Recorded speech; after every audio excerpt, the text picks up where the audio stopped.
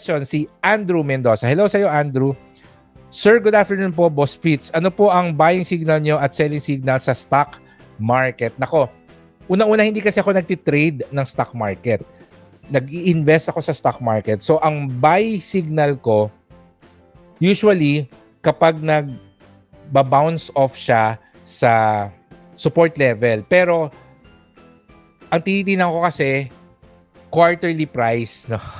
Kasi, ang hinahanap ko is yung pwede kong i-cost averaging for several years. At least 3-4 years. So, kung maganda yung position nung price sa quarterly charts, as in, 3 months chart, then, i-consider kong mag-cost averaging dito sa company na to. Tapos, usually, i-cost averaging ko siya, I buy monthly for 3, 4, 5 years. Pero, at that point, sine-check ko na rin yung resistance level niya, yung target price, doon ko isi-set kung kailan ko siya ibebenta. So, not mentioning a particular company, for example, nasa 10 pesos siya, and yung quarterly charge niya, nasa near support level siya, and ang prospects niya are optimistic, sasabihin ko, sige, pwede ko siyang i-cost averaging for the next few years. So, sa 10 pesos, pag tinignan ko, pinoject ko yung channel and yung resistance level or yung horizontal resistance niya after 4-5 years ay nasa 40 pesos, then yung 40 pesos yung gagawin kong soft target price. So, soft lang. Siyempre, hindi ako stricto sa sarili ko dahil for the next 3-5 years, a lot of things could happen. But, naka-note na yun doon sa Excel ko na ito yung soft target price ko. Okay? So, yan yung sa stock market because I don't really trade the Philippine stock market.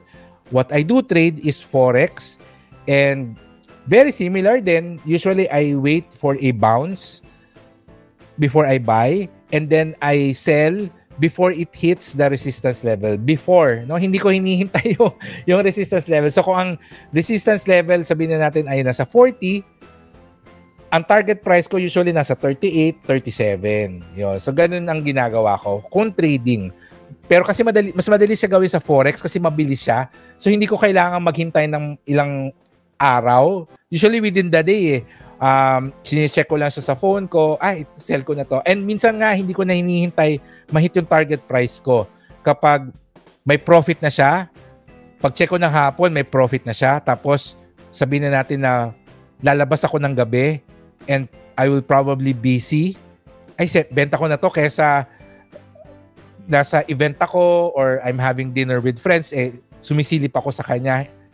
Instead of doing that, ibenta ko na ngayon para hindi ko na siya isipin mamaya. It's a philosophy of mine na a profit is still a profit, no?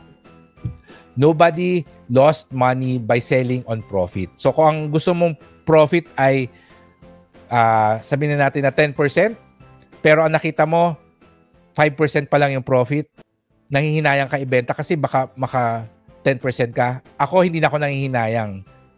Benta ko na to kasi kumita pa rin ako because meron tayong mindset of abundance. So may abundant mindset. Ano bang tawag doon? Yeah. Abundance mindset na bukas or sa ibang araw, meron na naman magandang trading opportunity. Yun naman yung iti-take advantage ko. So I don't have to hindi ko kailangan maging clingy dito sa position na to. Okay? So yun yung ating mindset, Andrew. So I hope nakatulong ako dun sa concern mo.